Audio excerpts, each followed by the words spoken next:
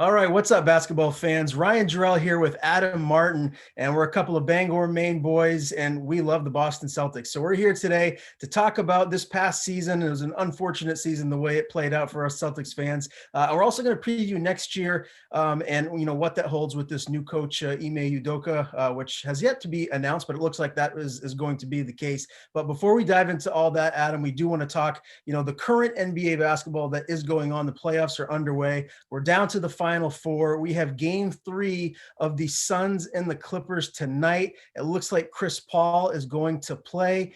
Do the Clippers have a chance? Can they win these next two, get back in the series, or does the Clippers team without Kawhi Leonard, they're just going to basically fall away into obscurity until next year? I mean, it's a good question. I would love to say that the Clippers are done, but they've come back from down 0-2 in their last two series. So you really can't count them out, I don't think. And I think it's too early, but we'll see what happens tonight. I think if the Suns can win tonight, then the Clippers are done. But Chris Paul's supposed to be back, but we'll see. And honestly, man, I'm watching this Clippers team without Kawhi. They don't seem like a very good team. I'm shocked that they've made it this far. Honestly, like they've got Paul George playing really well. I know that everyone's going to call him a choker for missing those 2 free throws in the last game. But if you look at his stats for these playoffs, he's actually it's probably the best playoff run he's had in his career. But like, who's their number 2 option? Reggie Jackson? I mean, it's wild that this team is in the Western Conference Finals. I was shocked. Without Kawhi. Yeah, I was shocked that they beat Utah. I mean, I actually went to bed, didn't even give it a second thought. Those last couple games, I'm like, the Jazz got this. No Kawhi Leonard. The Clippers don't have a chance. Well, boy, was I wrong. I woke up the next day, and I was floored that they actually got past the number 1 seed and are now here in the Western Conference Finals. I will say this. I truly do not believe that the Clippers will get past the Suns. I don't even think they're going to win 2 games against the Suns without Kawhi Leonard. Now, if they had Leonard, that's a different story altogether, but it doesn't look like he's going to be back at least for the next game or 2 at the very minimum. So that's a tall task to ask for a team with Paul George as your number 1 star, and really your number 2 option is Reggie Jackson. So I feel like Phoenix, if they do win tonight, I think it's going to be maybe a gentleman's sweep, and they'll be waiting for whoever comes out of the East, which that Bucks-Hawks series is very interesting start to that one. Yeah, I've got Phoenix winning it all now. They've been the team that I've been consistently the most impressed with in the playoffs. They're fun to watch, and they just feel like they make sense, which we've seen a lot of teams not make sense in these playoffs. I just feel like all their pieces fit, and they all know their role. Pretty much nothing we can say about the Celtics, by the way, but we'll get to that. They're just really, really fun to watch. Even without Chris Paul, they look good, which really surprised me. I love DeAndre Ayton. He's been so much fun to watch, and obviously Devin Booker is a real shot maker. But yeah, I had Utah originally was my pick to win it all, so I was shocked as well that they lost. But man, there's something weird going on in the NBA. I don't think the defense matters anymore. It seems like defense is dead. I mean, you've had Gobert win the defensive player of the year, what, three years now? And every year he gets to the playoffs and just gets exposed. I mean, he's a liability. How can you have your defensive player of the year be a liability in the playoffs? I mean, it's shocking. It's crazy too, because not to switch gears here, but just an analogy, look at the NFL. The NFL used to be all about defense, and that was like the calling card for all the championship teams. And now it's offense, offense, offense. Look at the Bucks and the Chiefs. They're really going out there putting up a lot of points. It's like that's what the fans want, and that's what you're seeing in the NBA now. One thing I do have to get your opinion on, which literally blew my mind. It drives me crazy. It feels like sports journalism now is all about sensationalism and just grabbing headlines. And I'm not going to put anybody through my Stephen A. Smith impersonation. I do a pretty good one. It's good. I'm not going to go that route. But he said that Devin Booker is the next Kobe Bryant. I mean, I just can't wrap my head around that. Like, this is supposed to be like the sports journalism voice for the NBA. And to say that Devin Booker is the next Kobe Bryant to me is just insane. All respect to Devin Booker. He's amazing. He's going to be, a superstar, but Kobe being Bryant, that's pushing it a little too far. What do you think of that comment? Well, I'd like to answer it by crapping on both players, which is going to win me a lot of fans. First of all, it's a ridiculous thing. Let's crap on Stephen A too. It's a ridiculous thing to say. I think he probably knows it's ridiculous. He's probably just doing his job. Secondly, it is blasphemous to Kobe. I mean, not only was Kobe a better offensive player just because of his history and his selfishness that I don't think Devin Booker has, but Kobe Bryant was a two-way player. Let's not forget that Kobe Bryant could lock down the other team's best player when he wanted to. Devin Booker has none of that. He has no defensive intensity at all. Now, I know we just talked about how defense doesn't really seem to matter anymore, but you can't just be comparing guys to Michael Jordan or Kobe Bryant if they don't play defense. It's crazy.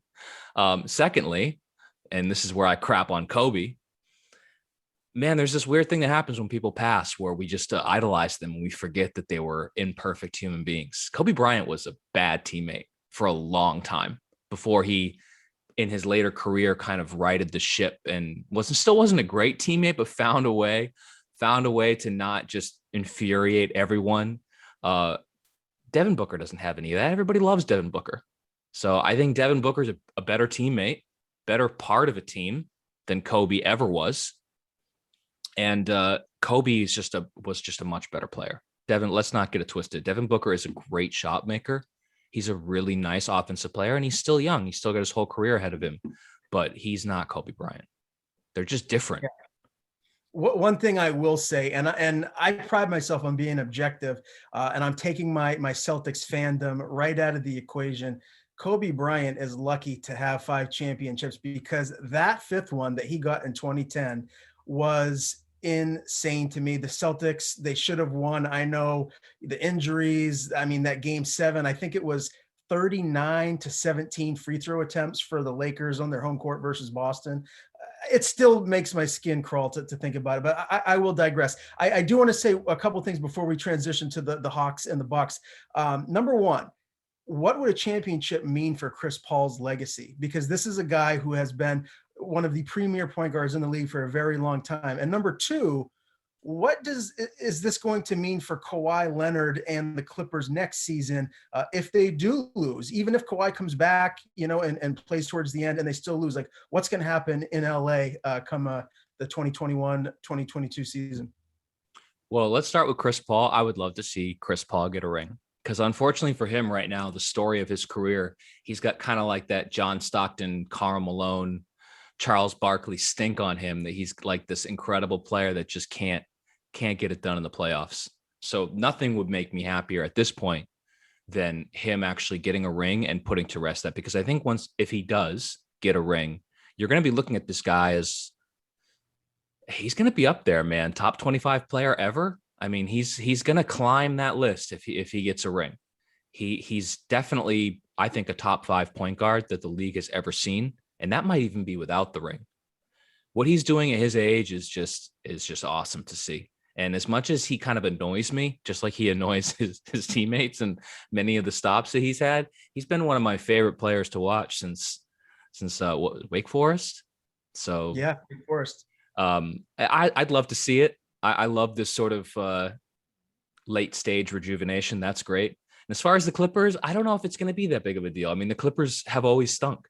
So I think them winning is the big deal because now they wouldn't know what to do with themselves. I think them blowing it and losing it is it's the same old Clippers. Par for the course, right? Yeah. Well, I would be shocked if the Clippers win the series, even with Kawhi Leonard coming back. I just don't think they have enough to get past the Suns team, who is just super dynamic and a lot of fun to watch. All right, so game 3 is tonight. What is your pick? Do you feel like Phoenix gets up 3-0 or the Clippers going to steal this one? Well, I mean, if Chris Paul is back, which we've heard reports that he's probable for this game, then yeah, I think Phoenix gets it done. But again, I wouldn't bet money on it because these Clippers are making a habit of coming back from down 0-2, and these playoffs have been crazy. I mean, who would have predicted the Atlanta Hawks in the Eastern Conference Finals? So I would say Phoenix, but I wouldn't be shocked if the Clippers pull one out. Yeah. Okay. If Paul's playing and Leonard's not, I'm going with Phoenix, and I'm sticking to that 100%. All right. Let's transition to the Eastern Conference. Atlanta stole game one, stole the home court advantage behind Trae Young's almost triple double, 48 points. I mean, good Lord, this guy's being called the new Steph Curry. And I got to admit, I was late to the party. I wasn't sold on just how good this guy could be, mostly just because of his size. But my God, the NBA is changing, and this kid can stick it from literally 2 feet inside half court. He can pull up and drain it with ease. So I still feel like this is the Bucks series to lose. But if Trae Young keeps coming out and putting up these performances like this, it's going to be interesting. What is your overall thought on this series? I've been blown away by Trae Young. He is so much fun to watch, and I am also shocked as well. He's the best player on the court with Giannis out there. Which how can you say that? And in the last series, he was the best player on the court with Embiid out there. And in the first series, he was the best player on the court, and that wasn't really a huge shocker. But what he's done in this playoffs to go into Madison Square Garden and shut down that arena, and then to go and beat Philly, and now to steal game one from the Bucks, I think he's been the second best player in the playoffs besides Kevin Durant. And that's wild. I mean, I watched him play at Oklahoma, and he averaged 30 and 10, and he was a lot of fun to watch, but I never would have guessed that he was going to be averaging 30 and 10 in the playoffs just a few years later. I mean, that's a shocking transition, especially like you said, because he's tiny, and again, this goes back to what we were kind of talking about, the league changing. In the past, I don't think you would see a guard this small be able to get whatever he wants. But, with some of the rule changes and just the way the game is being played now, it's wild to watch how much gravity Trae Young has in a basketball game, how he just affects everything. And God, I love watching him. And it's interesting because he doesn't actually shoot the ball that well. He's only shooting threes that are like 30, 34%, which is like below NBA average. But it seems like whenever they need one, he makes it. I mean, he has no fear of the spotlight, and I've really enjoyed that. And as far as the Bucks, man, they've sucked their way to the Eastern Conference Finals. I mean, it's like seriously, like every time we talk about the Bucks in these playoffs, it's that their coach is an idiot, that nobody has any idea what they're doing, that all of their role players are disappointing. Even Giannis, whose stat line for these playoffs has been incredible, and he really has done it all. He can't make a free throw, and it's like we keep seeing this, that in playoffs, in big games, you can't have your best player not be able to shoot free throws. It's just a massive liability, and it keeps coming back to hurt this Bucks team. And I don't know. I mean, the Bucks are definitely more talented. There's no question about that, especially with Atlanta missing DeAndre Hunter, and Bogdanovich is on one leg. But the Bucks also suck. Like, they're just not. Their offense sucks. They're not playing well. Their drop defense that they're doing is just, no one knows why they're doing it. And so I don't know, man. I said before this series, I would not be shocked if the Atlanta Hawks make the NBA Finals. And so when they won game one, I wasn't that surprised, because the Bucks are just a mess. Yeah, you could have won some serious money if you were in Vegas and you were a gambling man, because the Hawks were a pretty significant underdog there in that first game. I don't know. There's something about Giannis to me that I'm regressing on how good I think he can be. At one point, I thought, this guy's going to be the best player in the world, but I feel like he's missing that Michael Jordan like killer gene. Either you have it or you don't. And I'm not so sure that Giannis has it. And until he can be able to make an outside shot at a decent clip and actually have the defenders come out on him to respect his shot, I just feel like his game is going to be a little limited. And that's crazy to say, because he can do almost everything. He's 7 feet tall and he plays like a guard. So it's a little crazy to say, but I don't know. I'm not all the way sold on him just yet. And you probably won't like this, because I know you don't like the Brooklyn Nets, and I don't either. I'm just being objective and honest here. But if they were healthy, I think they would have won the whole thing this year. I just don't feel like between Durant, Harden, and Kyrie, as much as I hate Kyrie, I don't think that anybody had the firepower to beat those guys. So I think Milwaukee, if they ever want to win a championship here in the next couple years, like it's now or never. They need to find a way to get their stuff together and play the best basketball possible, because I don't see him winning next year. And then who knows what's going to happen with Giannis's contract. So it's now or never for them. And I think there's a lot of ifs. And if they do get by Atlanta, they're going to have another team that can put up some serious points and push the pace with Phoenix and a healthy Chris Paul. So it's going to be really interesting to see what happens. I'm going to steal from Bill Simmons here. I think most people look at Giannis the wrong way. He compares him to Shaq, and I think that's like the best way to look at Giannis, that he's really a center that just kind of tries to play point forward and small forward, and he has some of those skills. But if you think about Shaq's career and how he was able to win over and over and over again, because he couldn't shoot free throws either, he always needed to be paired with that elite guard so that Shaq could kind of carry you all the way there, but then either Kobe or Dwayne Wade had to bring you across the finish line. And I think that's what Giannis needs, unfortunately. I don't think he needs a big three, which seems to be the prerequisite for winning an NBA championship these days. But I think if he had the right two, that like imagine Trae Young and Giannis on the same team.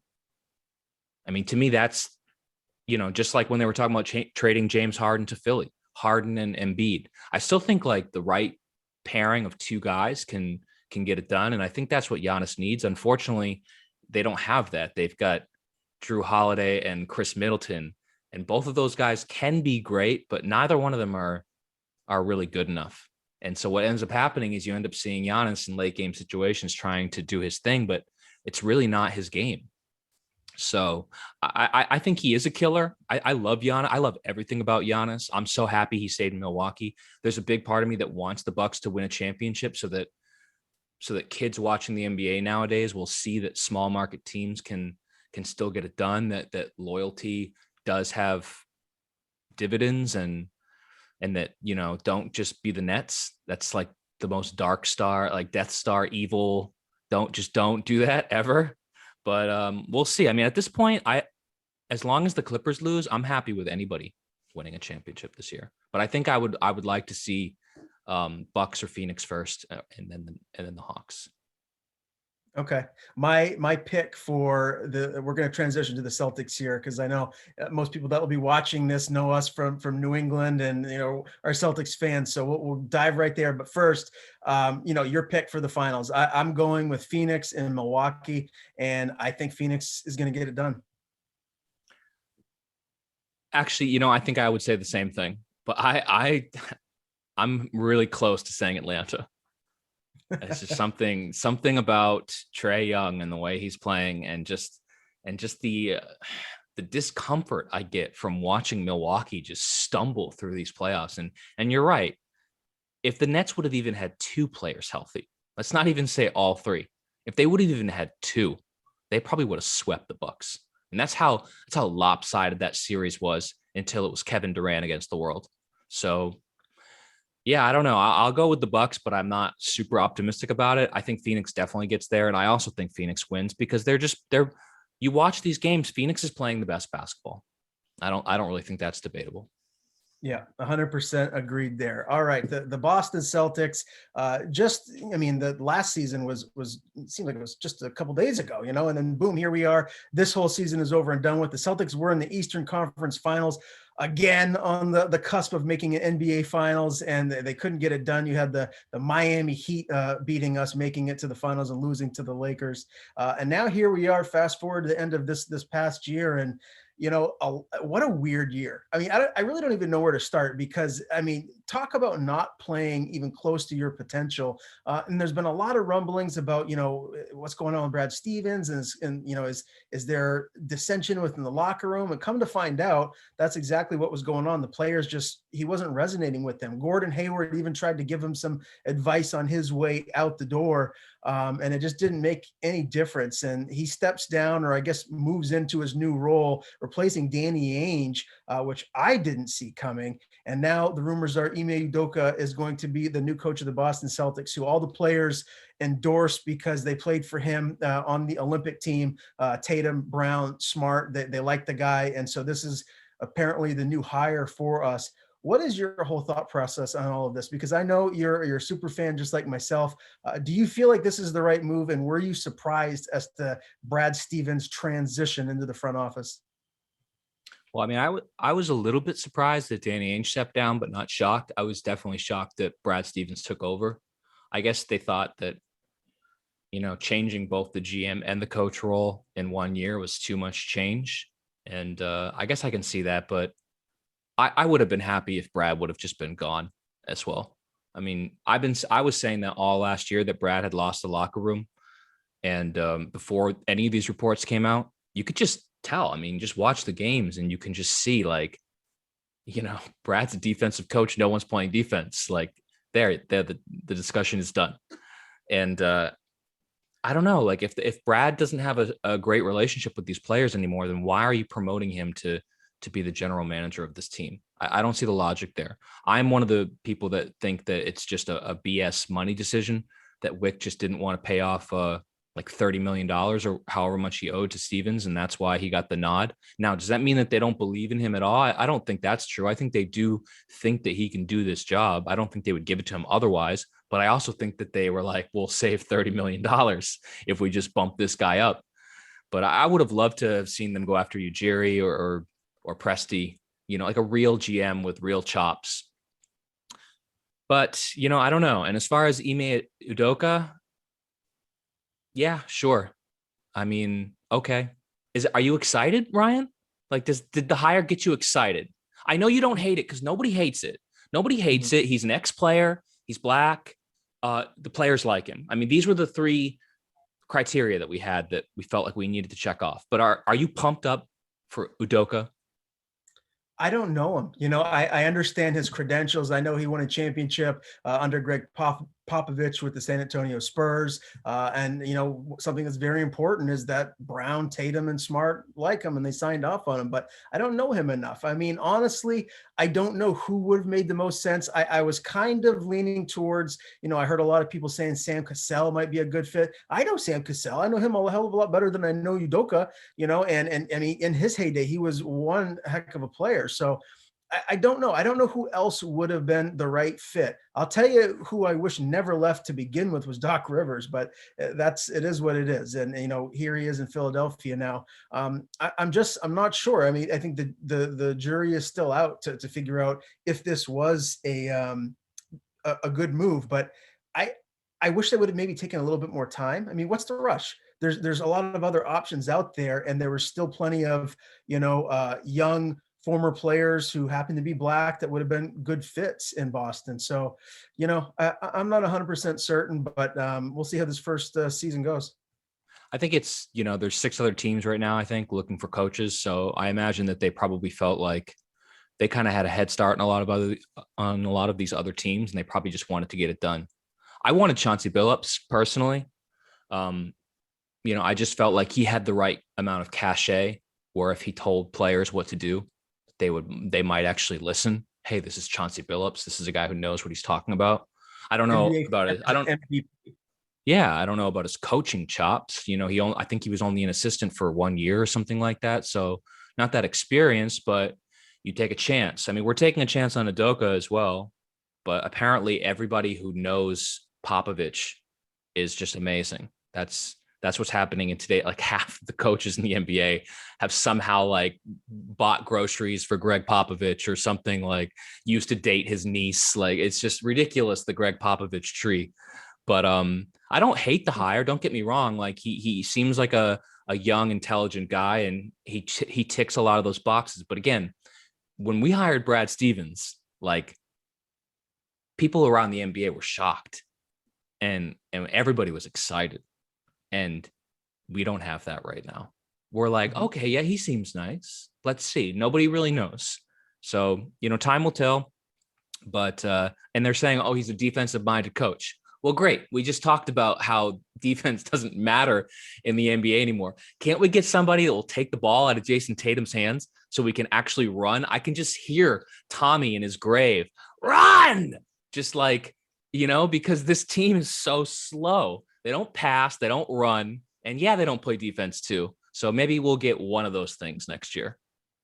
I will say this. I love the Chauncey Billups idea. I think that would have been a phenomenal fit. And an analogy to use with the Popovich tree. I mean, just look over in the NFL again with Bill Belichick. I mean, everyone that fell out of the Bill Belichick coaching tree was supposed to be a phenomenal coach, and that wasn't the case. There's a lot of coaches that fell flat on their face and then end up going back to New England and then doing well again when they're under Bill Belichick's system. So, that doesn't really matter. Udoka's going to have to show and prove here in this upcoming season. So again, the jury's still out. The fit seems like maybe it's a good one. So we'll see what happens. But I do want to get your thoughts too, just on the first move by Brad Stevens in his new role, trading away Kemba Walker, a small guard with banged up knees and a big contract, getting back Al Horford, a big, and Moses Brown, another big that's super young and that can challenge Robert Williams maybe for some playing time.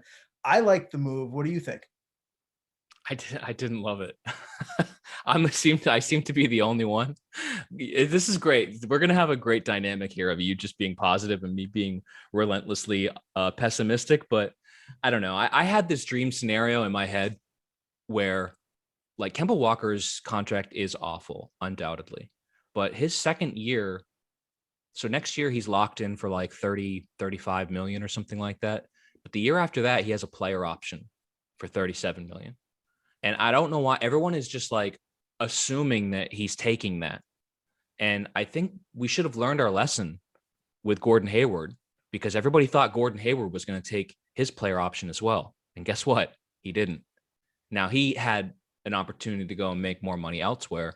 And I don't think that Kemba Walker is going to have that opportunity if he would have stayed.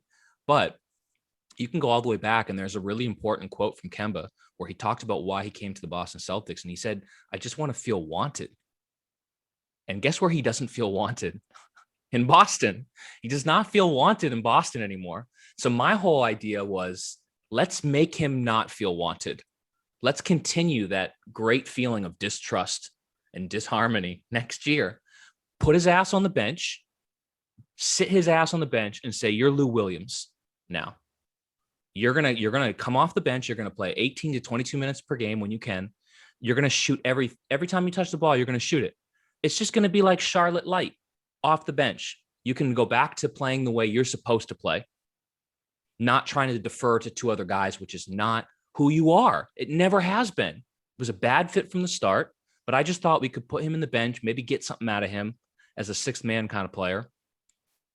And then, but he would also be unhappy in that role. Great. That means that the year after he could turn down his player option and we would have $37 million free. Just like that. We wouldn't have to trade away a first round pick to get rid of him.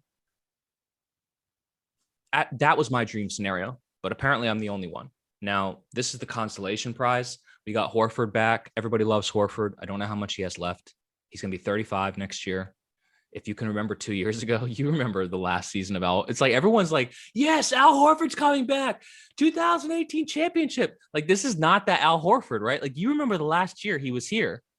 He was like on the sideline stretching his hamstrings, like while he was catching a breather. I mean, he was kind of breaking down.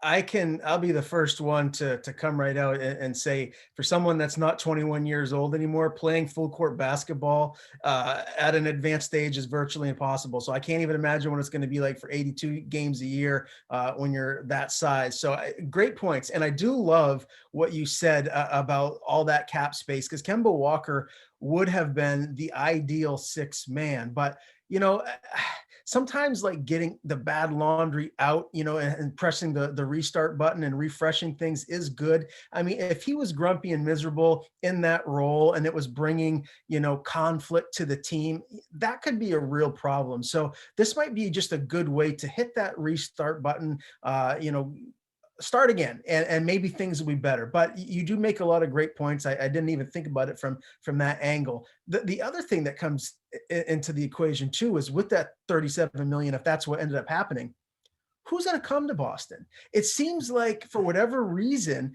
Not a all great these place to big be anymore. superstars, yeah, they don't want to come, and it's just like I don't understand it. I mean, us and the Lakers have the most championships ever, 17. No one even comes close to that. Championship rich tradition, but I guess it's cold during the season. The guys want to be in LA or Miami, but I just feel like it would be a great destination, especially when you have two centerpieces like Jason Tatum and Jaylen Brown.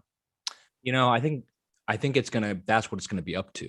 It's gonna be up to Jalen and Jason turning into the kind of players that you want to play with. And they're not right now. They're great young players, but I don't think anybody around the league is looking at those two guys right now and being like, oh yeah, I'd love to play with these two guys who can't pass the ball, just ISO everything.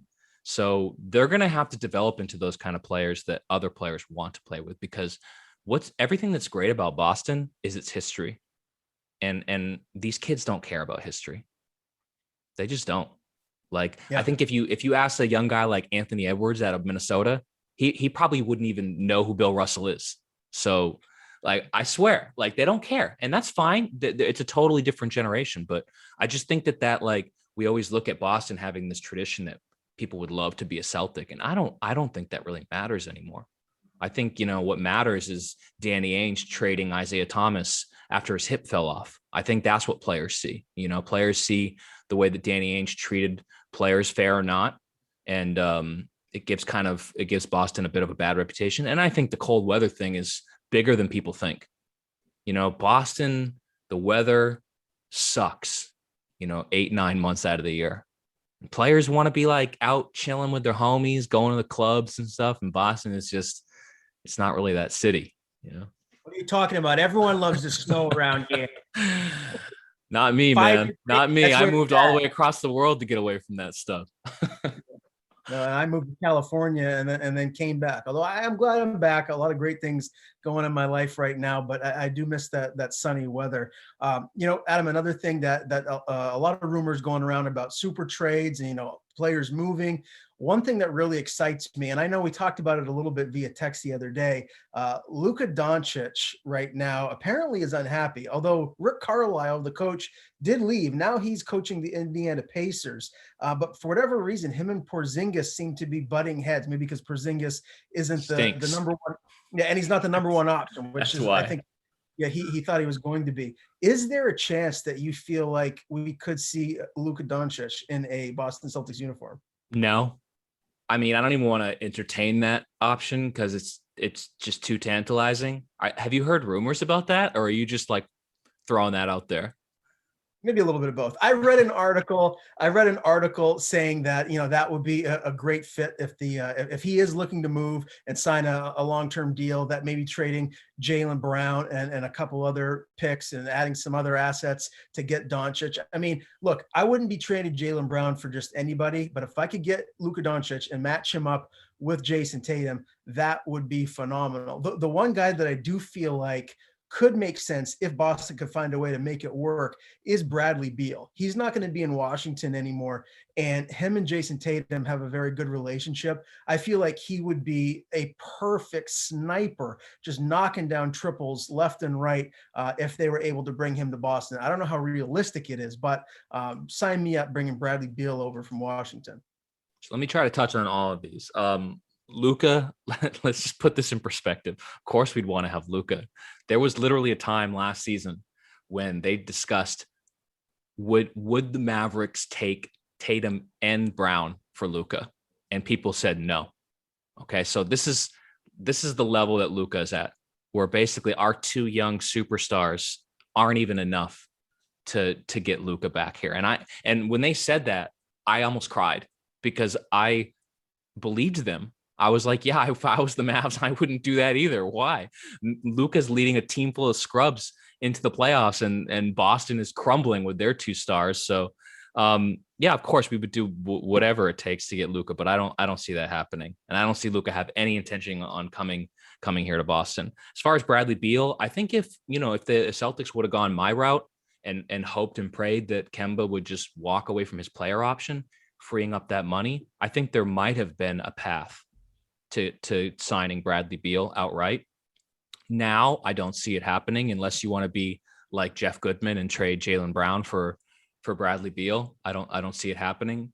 And I don't know, man. Like I feel like what the Celtics really need is a point guard. And unfortunately, I just don't see that guy in the league. I know that last offseason I joked about trading Kemba Walker for Chris Paul because, like, to be honest, Chris Paul is who we need. But I mean, you know, he's like 36 now, so that window's probably closed. But Chris Paul is the guy we needed. If Chris Paul was on the Celtics this year instead of Kemba, I mean, I don't know. I don't know if he would have been as good as Phoenix, but I bet we would have been a lot better than we were. He's the kind of guy we need, the kind of guy who takes the ball out of Jaylen and Jason's hands and actually dictates the offense. And I just don't know who's left in the NBA that has that kind of star power that they can do that. I can't see it because Tatum is a young superstar.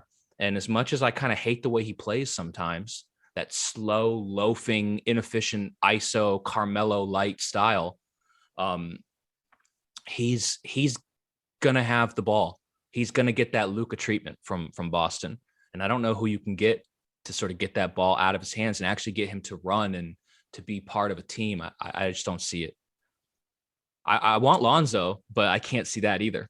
Lonzo's the guy I'd love to see on the Celtics, but I can't see a path towards that either. Well, let's look at the roster right now. We have Marcus Smart, Jason Tatum, Jaylen Brown, Al Horford, Robert Williams. That could be your starting five if nothing changes next year. We also have Evan Fournier, Tristan Thompson, Peyton Pritchard, Moses Brown, Carson Edwards, Taco Fall, Luke Cornett, Romeo Langford, Aaron Nesmith, Semi Ojeleye, and Jabari Parker, which I'm not so sure Parker is going to be around for too long. He's just a lot of injuries piled up on him, unfortunately. That lineup right there, if nothing changes, Adam, and the coach does a great job and gets them playing defense and passing the ball and playing well as a team, and people are happy, how far can that team go next year? Ooh, that's a lot of hypotheticals. if everything goes perfectly, I mean, they could make another run at the Eastern Conference Finals. Why not? I mean, is that team worse than the Hawks? But you know, that's a lot of things going right when last year with a similar group, a lot of things went wrong. And so I don't know. I wish I had the answer for what's wrong with this team and how to fix it. But you know, it just like what I was saying about Phoenix, how it feels like everybody fits, how everyone has like a role. And we've seen Celtics teams like this before when we had guys like Jay Crowder. Guys had roles. They knew what they were doing. Everyone was in their place. It was a clear pecking order. I just don't feel like that we have any of that, you know, and I don't want to get too crazy here and say that Jason Tatum and Jaylen Brown can't play together. But I'm worried. I'm officially, they're still young. They still have plenty of time to figure it out. But I am officially at the stage now where I'm a little bit worried because they are a little bit redundant. You know, they're both wings that can play on both sides of the ball, that want the ball, that are, you know, that want a lot of shots, that don't particularly pass that well, that don't really play off the ball that well. And I hope that they can figure it out, but I wouldn't be shocked if the Celtics have one more bad year if Jaylen Brown ends up somewhere else. And I don't know who the guy that comes back. I doubt you're going to get equal value because I think Jaylen Brown's an incredible player, but I just haven't seen that ability for them to play off one another yet. And I don't know if the wing is the best combination of players anyways. I mean, look what Paul George and Kawhi are doing out for the Clippers. Like, it hasn't been easy for them, and it hasn't always been pretty either. I think I saw a crazy stat the other day that in the whole time that Paul George and Kawhi have been together, they've only had like 5 games where they both scored 30 points. Yeah. I will say this, both Tatum and Brown are still so young. It's incredible how young they are. So I do want to keep them for as long as we can to kind of see if they do gel. And who knows, maybe it's 2, maybe it's 3 years down the line from now, that point guard that we need to just be a distributor and get them the ball could Yamadar. Come work. on. Come on. Everyone's Work. like going crazy about this second round draft pick. It's Yabusele all over again. I mean, I hope not. I hope he's going to be better than that. But like, I don't know. That's what we need. We need Jan Madar to come in here and be like the next Jason Kidd. That's what we need. Well, let's talk about the draft real quick because I don't know a whole lot about a lot of the players coming in here. Obviously, I know about Cunningham from Oklahoma State. Doubt we're ever going to get him. That doesn't seem possible. But is there someone that you feel like Boston could get in the middle of the first round to bring in here? Is there anyone that stands out that you feel like could be a good fit? Not anymore. Not since we traded away our draft pick because Brad Stevens hates rookies and just wants to bring Jeff Teague back and Tristan Thompson back and win now with this roster. I mean, no. I thought that that was another reason I didn't love the Kemba trade, because I like Moses Brown as a young player, and it very well might be that Moses Brown ends up being more valuable down the road than the 16th pick. That's certainly possible, but I don't think Sam Presti makes that trade if he thinks that Moses Brown is more valuable than the 16th pick, because that's basically what that trade was. He has no intentions on playing Kemba. He had no intentions on playing Al Horford. So he basically swapped Moses Brown for the 16th pick, and he knows Moses Brown better than anybody. So if he thinks that that's a good value trade, then I believe him. And I wouldn't have traded a first round pick this year, because this year's draft is getting compared to 2003 as far as quality. The top 4, top 5 players, Cade Cunningham, Jalen Green, Jalen Suggs, and the big man, why am I forgetting his name? Evan Mobley. These are all players that people think can be real game changers. And then even past then, there's a bunch of really interesting prospects. So it's both top heavy and it's considered to have depth as well. So I just think that like, this is not the year that you trade your first round pick away. But we did, and now we have no first round pick. Now, could we trade to get back into the draft? I guess that's possible. I don't really see it happening.